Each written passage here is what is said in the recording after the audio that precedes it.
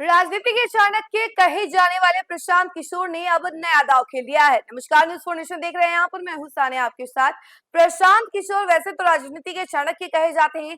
सबको लग रहा था कि वो शांत हो गए हैं, अब शायद उस तरीके के एनर्जेटिक नहीं नजर आएंगे और फिर से उस तरीके से वो काम नहीं कर पाएंगे। लेकिन अब देखिए कि एक बड़ा इंफॉर्मेशन जो सामने आ रहा है वो ये है कि प्रशांत किशोर ने 2025 में जो चुनाव हुआ था, विधानसभा चुनाव, उसके रिजल्ट को चैलेंज कर दिया है और सुप्रीम कोर्ट में इस पूरे रिजल्ट को चैलेंज किया है। अब इसको लेकर सुनवाई होगी, कहा है कि दोबारा चुनाव करवाई जाए। इसको लेकर जानकारी क्या कुछ निकल कर सामने आ रही है, हम जरा आपको विस्तार से बताते हैं। प्रशांत किशोर की जनसुराज पार्टी ने बिहार विधानसभा चुनाव 2025 के रिजल्ट को सुप्रीम कोर्ट में चुनौती दे दी है। पार्टी की ओर से चुनाव परिणाम कैंसिल करके फिर चुनाव कराने की मांग की है। जेएसपी की याचिका मुख्य न्यायाधीश जस्टिस सूर्यकांत की बेंच में शुक्रवार के लिए लिस्ट है। याचिका में चुनाव से ठीक पहले और चुनाव के दौरान वोटरों के खाते में मुख्यमंत्री महिला रोजगार योजना के नाम पर 10-10 हजार ट्रांसफर करने के एनडीए सरकार के फैसले को गैर कानूनी और आदर्श आचार संहिता का उल्लंघन करार दिया। 2025 में बिहार में बड़े बदलाव का दावा करने वाले प्रशांत किशोर को जनता ने नकार दिया। उनकी पार्टी जनसुराज को एक भी सीट पर सफलता नहीं मिली। पराजय की समीक्षा के दौरान प्रशांत किशोर ने कहा कि चुनाव के दौरान महिलाओं के खाते में 10-10 हजार की राशि भेजकर वोटरों को प्रभावित किया गया। अब जनसुराज ने सुप्रीम कोर्ट का दरवाजा खटखटाया है। रीट याचिका दायर कर पार्टी ने इसे संविधान की धारा 14, 21, 112, 202 और 324 का उल्लंघन, असंवैधानिक और मॉडल कोड ऑफ कंडक्ट का खुला उल्लंघन बताते हुए चुनाव परिणाम को अवैध बताया है। कहा गया है कि चुनाव के ऐलान के बाद डीबीटी का लाभ देना घूसखोरी और भ्रष्ट आचरण के समान है। वहीं जनसुराज ने सुप्रीम कोर्ट से आग्रह किया कि लोक प्रतिनिधित्व अधिनियम के सेक्शन 123 के तहत चुनाव आयोग को धारा 324 से प्राप्त शक्तियों का उपयोग करते हुए कार्रवाई करने का निर्देश दिया जाए। याचिका को शुक्रवार को सुनवाई के लिए लिस्ट पर रखा गया है।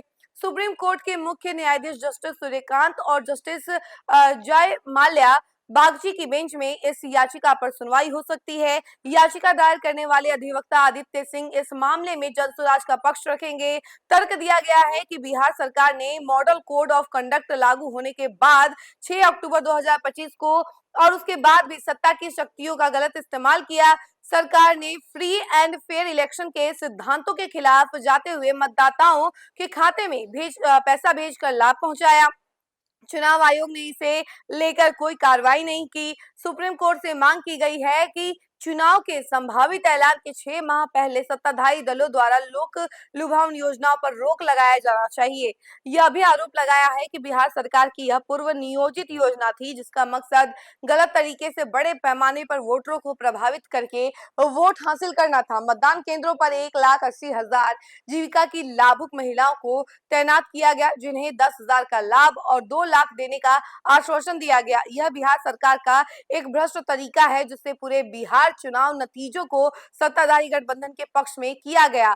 और अगर बात की जाए तो देखिए, इसीलिए चुनाव के नतीजे को रद्द घोषित कर फिर से चुनाव कराया जाना चाहिए, ऐसा प्रशांत किशोर की पार्टी जनसुराज का कहना है। तो देखिए, अब रिजल्ट को चैलेंज कर दिया गया है प्रशांत किशोर की पार्टी जनसुराज के द्वारा और कहा यह जा रहा है कि ये जो एनडीए सरकार की तरफ से 10-10 हजार रुपए महिलाओं को दी गई है, ये एक तरीके से डाइवर्ट करने की कोशिश की गई है बिहार की महिलाओं को और पूरा वोट बैंक जो है अपने ओर करने के लिए, एक तरीके से लुभाने के लिए ये जो ऐलान था वो किया गया।